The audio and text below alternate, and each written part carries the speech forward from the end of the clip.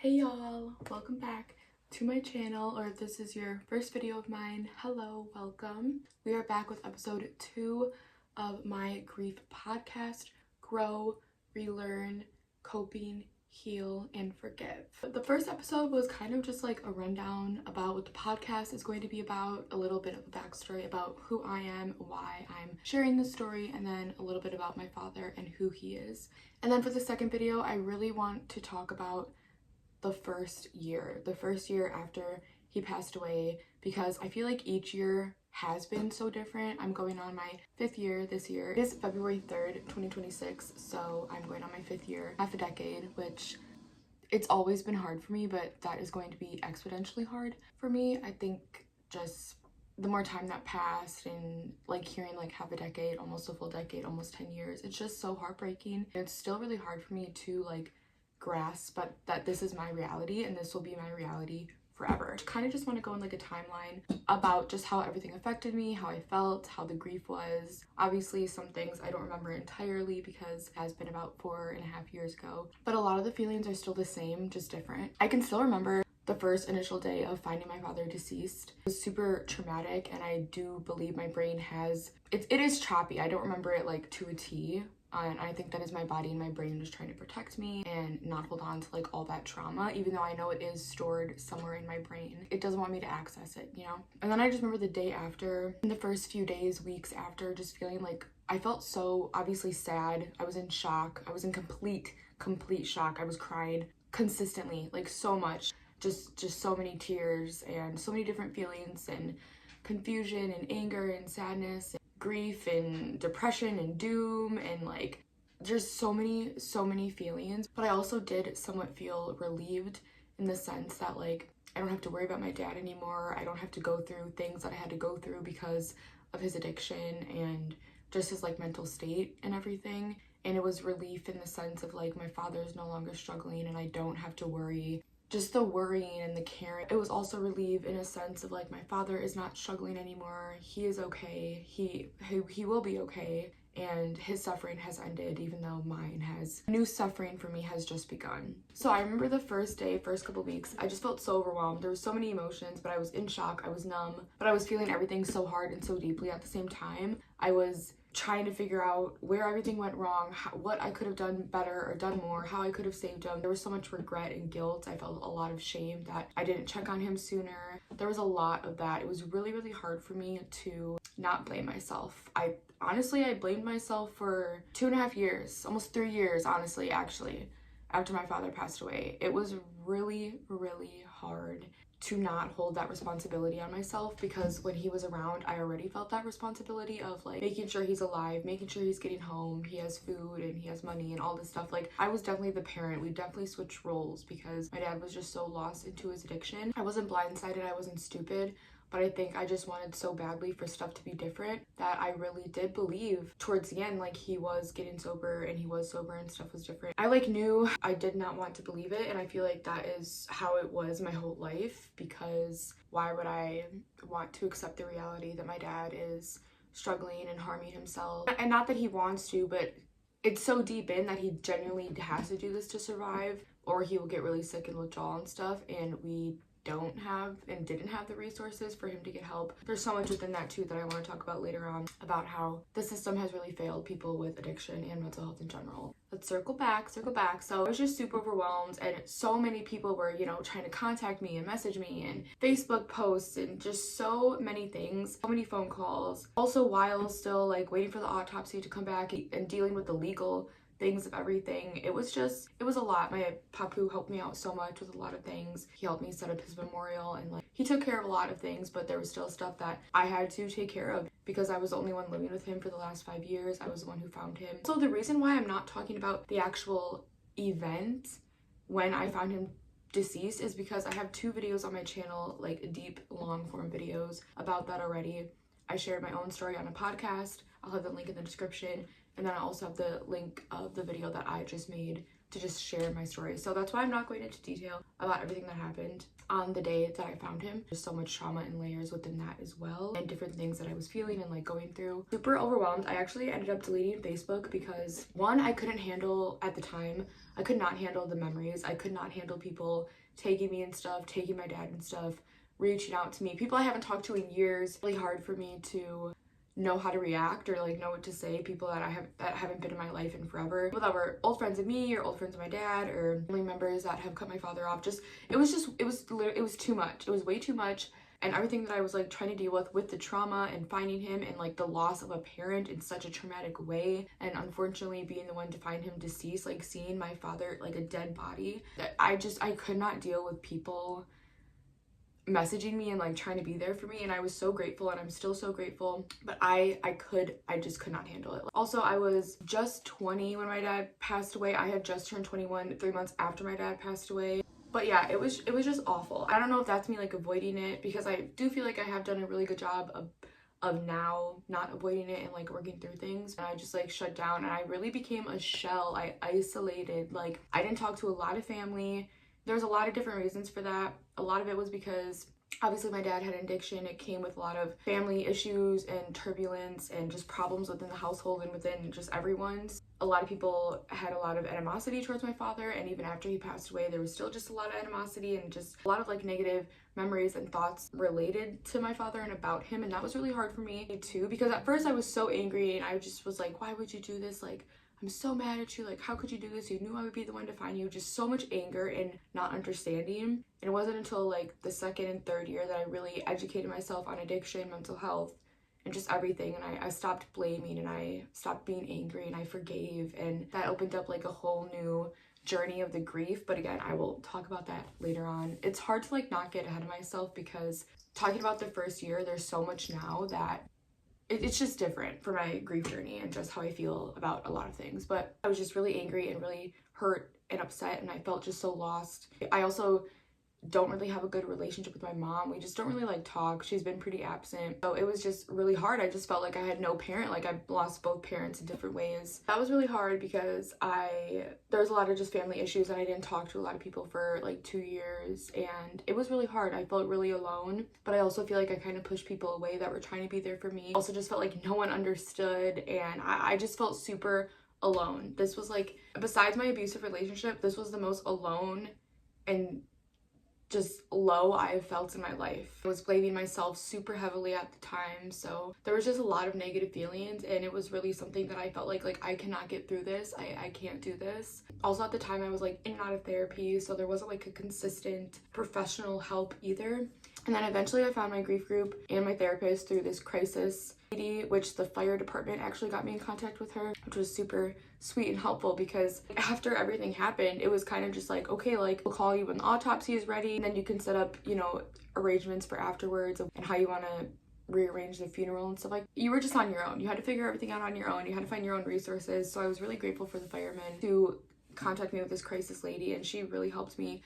And I couldn't have gotten through it without that, honestly. I just wouldn't have, even though I had my boyfriend and my friends and some family. There was just no way. I needed professional help, especially with the trauma. I will forever be working through that and traumatized. I turned to drugs and alcohol. I feel like, as most people do when they are struggling with anything. And obviously addiction runs in my family. My father struggled prior to my dad overdosing and all this happening. I had a really bad drug addiction in high school, but I pretty much like combated it. After my father passed away, I just started like really drinking again heavily and popping benzos and hydroxyzines, and these were pills that weren't subscribed to me. I mean, these are pills that can be subscribed to you, and if they're used properly, it's fine, but I was not using them properly. I was mixing them with other things. And my boyfriend helped me snap out of it. My other friends helped me snap out of it. I cut off the friends that were encouraging me and enabling me, and I was enabling them. That was really hard too. I lost a lot of friends. I lost 3 of my best friends about like a year after my dad passed away, and that was so hard for me. 2 of them were because of drugs, and we were just not good for each other, and we were never good for each other, but I just loved and cared for these people so much. And then my other friend was just because of a toxic abusive relationship that she is unfortunately just stuck in, and I don't know, she just like ghosted me. Anyway, so there was so much loss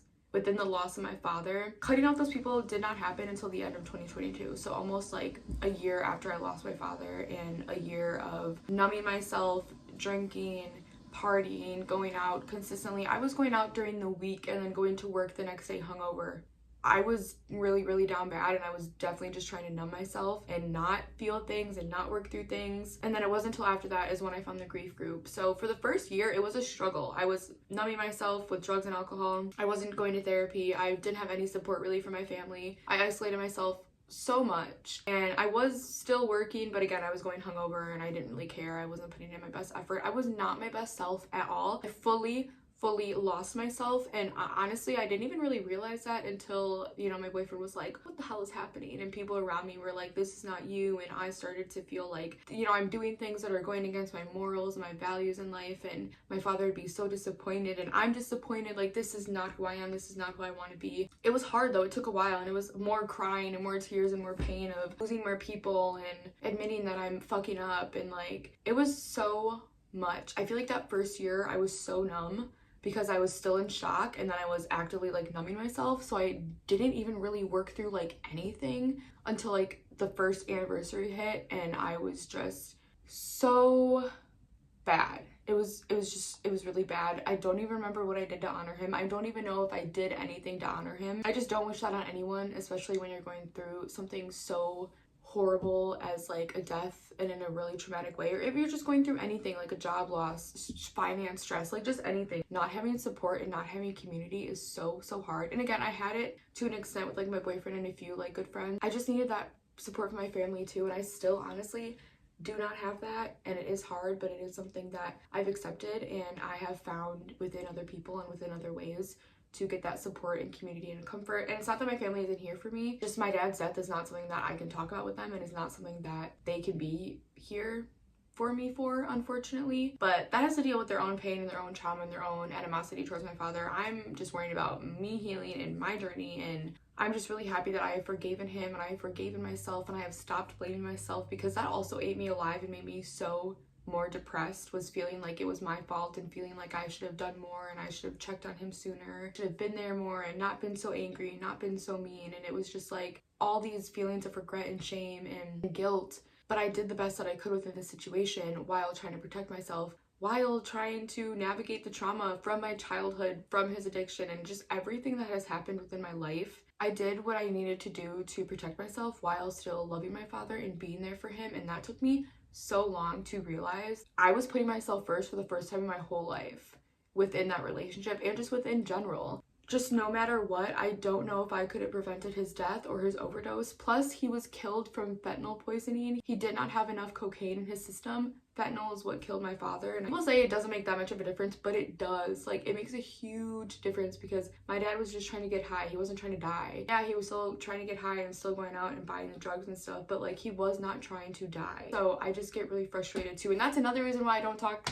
about it with my family, because they're like, well, he made this choice and da-da-da-da, and it's like, yes, but it's deeper than that. And also, again, addiction is a disease. I was just talking about this with a friend today, and I get really frustrated too, because addiction is so like taboo, and these people are like looked down upon, and they're treated as not people and not human beings, and so much stigmatization around addiction and mental health. It just makes me so angry, because we glamorize alcohol addiction, we glamorize sex addiction, we glamorize shopping addiction. Like, all of these other things are addictions, they are diseases, and we're just like, yeah, woohoo, like, yay. And I'm not saying you can't do these things in moderation or whatever, but I'm just saying, like, that is like the same as a drug addiction. So why is drug addiction such on like a higher horrible scale? Why I just continue to try to spread awareness and share my dad's story and share my story, because like, we are all people, we are all human. Addiction doesn't define someone. Who my dad was when he was high was not who my dad was when he was sober. My dad's like high self, my dad's addiction self, is not my father. That's not who he was. That's who the drugs turned him into. And yeah, they made him make a lot of bad decisions and choices,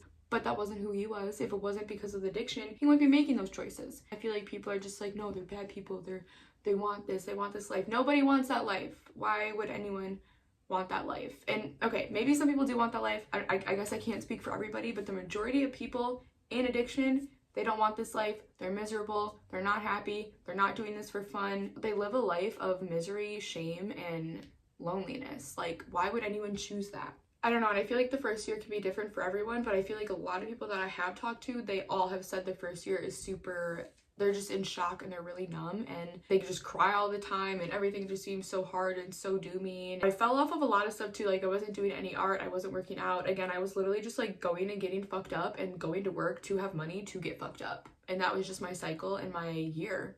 The first year after my dad passed away. I'm so glad and happy I'm out of that. I'm done. I'm just really proud of myself because I could have continued to feed that and not change my life and not cut those people out, because again, I didn't want to. They're some of my best friends since middle school. It wasn't easy. I still think about them. I still miss them. I still wish for things to be different, but I've also accepted that like I was ready to work on myself and to better myself, and they just unfortunately were not, and I still don't think they are. So I just got to keep going my own separate way and let them continue to go their own separate way. And that goes for like so many different things, but I just had so many realizations. People who I thought were my friends weren't my friends. Things that I thought mattered in life didn't really matter, and things that I didn't really care about mattered so much more to me. I was always a really grateful and appreciative and like optimistic person, but I became so much more grateful, so much more appreciative. Like any little conversation I have with someone, any small interaction, any time a person just thinks of me or contacts me, or just any good human interaction, even if it's not necessarily a good human interaction, I am just still so grateful to have these interactions with people and to experience connection and life and love and just to live, like to literally be alive. I'm so grateful. And I used to struggle a lot with suicide and self-harm and stuff, but like seriously, since my father passed away, and I mean the first year I probably definitely had some thoughts of harming or just like wanting to end it all or whatever, but now and for the last like 3 years, that those thoughts don't even cross my mind, because I can't do that to myself. I can't do that to my dad. More importantly, I cannot do that to my family and to the people that love me, because I have seen how death, it kills people. It literally kills them. I've seen it, and it destroys families, and it just destroys so many things in life. I could not do that to the people that I love, and I couldn't do that to myself. I owe it to myself to continue on and to heal and to be happy and find joy, and I have found that in some ways, and I'm so grateful. And for the people in my life, it's just been an abundance of love. I'm just very grateful, but I feel like before I was super just like negative and like not grateful, and it was hard for me to like not think of the bad, and the bad totally outweighed the good for me. But it's just like, no, you have to hold on to the good, you have to hold on to the light. It just changed a lot for me. It changed my perspective. I changed my perspective on life and living and relationships, and again, what's important. Family is so important to me. It always has been, but it's just so much more important. The people that I care for, family, friends, whatever, like it made me grow up faster than I already was growing up, because I had to grow up very fast for just my childhood. It made me so much more wise, so much more caring, so much more understanding. I became so much more understanding of addiction. I educated myself. I did so much research. I worked with my grief group leader, and my grief group is specifically for people who have passed away from a substance abuse. It doesn't have to be an overdose. It could also be alcohol, but the majority of the people are overdose, unfortunately, and majority are from fentanyl poisoning. And so again, our loved ones are not asking to die, but the fentanyl crisis is just so bad right now. Everything is getting laced with it. The grief group has been an amazing community for me too. I have stopped going as much as I used to go. A full year I did not go at all. Honestly, I don't even know why. I think I was just so busy, and it is easier to not deal with it. It's easier to not set time aside to think about it and to cry and to talk about them. But I think that is so important for my healing journey and for my grief, and also just for them. I'm sure they want to be talked about, they want to be remembered, and they want us to share their story and like keep them around and keep them alive and keep them included. And that is so important to me to do. It's always important to me, but now that I'm out of the fog of like the first year, the numbness, the self-isolation, just blame and guilt, it's easier for me to continue on. I'm not moving on. I'm not getting over it, but I'm just continuing on in a healthier way. I write letters to my dad. I talk out loud to him. He sends me signs in ways that I can't even explain. And if you know, you know. If you've experienced it, then you just know. It's so weird and scary and comforting and amazing. And my dad has also visited me in my dreams, and that is so unreal. I could do a whole video on my dad visiting me in my dreams and just that whole experience. That has made me also believe in, like, I've always believed in a God and a higher being, and I always have believed energy cannot die. That has really just solidified everything for me, of that my father is still here, and I almost believe he could go in from this realm to the other realm that he's in. And also, I believe my father is in no, like, he's not in pain anymore, and that finally brings me happiness. Like, he has found his peace. He's not in pain again, even though it started a whole new pain and healing journey for me. But it wasn't about me. It's not about me or my family. Like, it's about my dad and his journey, and this was his life. My life was just affected by it, if that makes sense. I don't know. That brings me peace that he's with my his mom and his best friends George and Mike, who have sadly passed away also from an overdose after my dad passed away, and Shelly, and just all these other people that he has lost and that we've lost and that we love and we miss. And like, that makes me really happy, and I cannot wait to be there with them. Like, I just can't stop smiling thinking about that, because that will be so fulfilling for me. I'm gonna cry because, again, I don't like want to pass away or anything. I want to live my life and have family and children and travel and experience so many things and live for my father, but I just cannot wait to see him again and just share things with him, and my who's there with him, and like just hear his voice and see him in a different way than pictures and videos and like my dreams. It makes me hopeful for the future, and it makes me hopeful to get old and to just live life. I think that is so beautiful in such horrible, traumatic, deep, dark, depressing situation.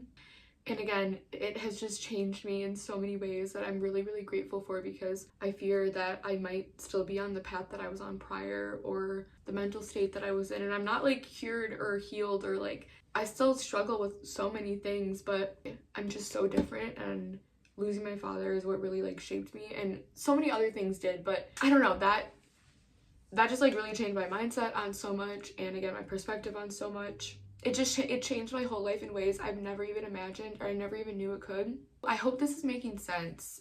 It's really hard to describe and explain, especially if you've never experienced something. All of this is new to me. This is all learning, first time experience. Like, I am just here living for the first time. I'm experiencing all of this for the first time. This is my first time in this body, in this life, in this world, experiencing these things. So it is all a learning journey for me too. And I just hope, like, with this podcast and just sharing my story, I can be a light for, maybe someone is dealing with a parent with an addiction right now. Maybe they haven't passed away, and it just feels so alone. You don't know how to navigate your feelings. Like, I'm here for you, and this is a safe place, and you're not alone. And it is so common. It is so much more common than you think it is. A lot of people struggle. A lot of people just struggle like in silence. And my dad struggled in silence a lot. Or if you have dealt with grief or a loss of a parent, maybe and maybe it wasn't from an addiction. I think grief, it's not linear, but some of the feelings are similar, and we can just lean on each other and relate. And the loss of a parent is something no child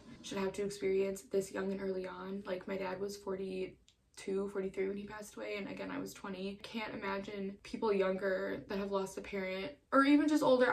Either way, it sucks so much. So if you've experienced that too, like, this is a safe place and I'm here for you. Or if you have experienced a loss from addiction, whether it's alcohol or drugs or anything, like, this is a safe place for you too. We are all in this together. We need to end the stigma. It has to stop being a taboo topic. We have to start treating people better. We have to stop judging, having this stigma around addiction and mental health and just so many other things. But I feel like that is a huge problem, and addiction and mental health go hand in hand. My dad struggled with both significantly, and obviously I struggle and have struggled with both significantly. So there's just like so many layers to it, and so many things that I just want to talk about and spread awareness on. I feel like I kind of went all over the place, and I feel like that just might be this podcast. That's just how grief is. It's literally a body of water. It's always there, but it comes in waves, and sometimes it's like, you know, it's more calm and chill, and other times it's just like crashing, and it's just so much. That is just like my best way to describe it. It's a huge body of water, and it's just unpredictable.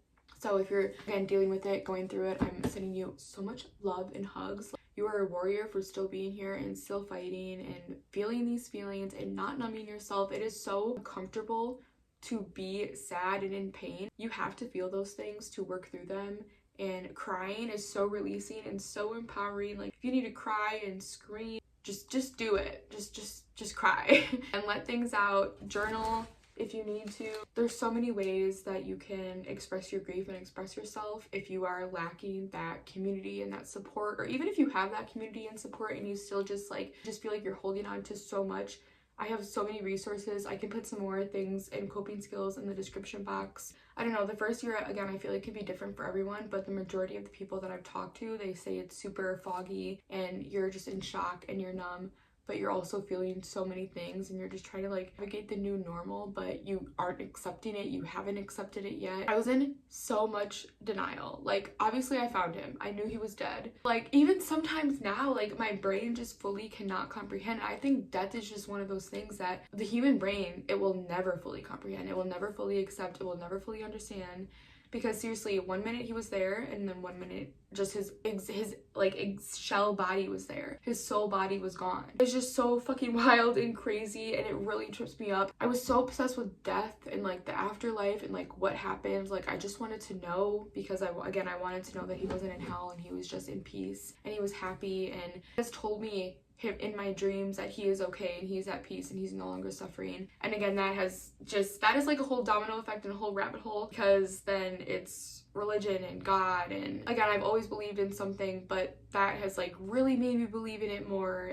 But then it's like, well, what do I believe in? I don't really even know what I believe in. I just know that my dad is still here with me. Energy cannot die. I do believe there's a higher power. And the spiritual world is crazy because, again, my dad, he has visited me in my dreams. He shows me signs in the real world, stuff that is like scientifically unexplainable. There's just so much within the first year. I feel like I haven't even covered half of it, but I feel like my first year was just totally, again, I was numb. It is just really foggy, plus the trauma in my brain. So many things were happening, so many new things I was trying to navigate. The denial was really hard, and it's still hard. Again, like, I know he's gone, but it's like I can't comprehend him being gone, if that makes sense. I can't comprehend him actually never seeing him again, and him never coming here, like never coming home. I'll never talk to him like face to face or actively hear his voice or hug him or see him in his physical realm that I remember him in until I pass away. And he might be completely different. It might just be a ball of light. I have no fucking idea.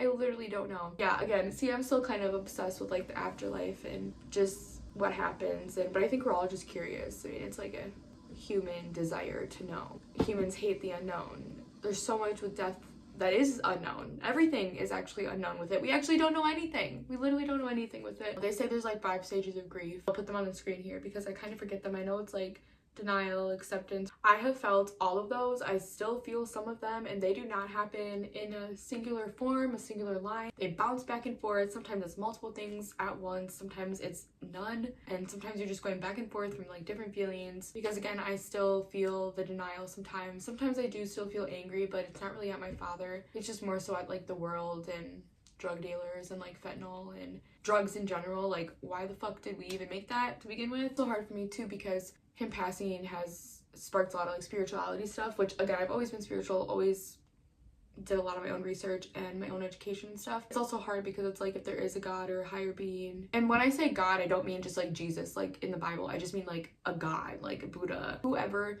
whatever you believe, or your culture or your religion, like your God.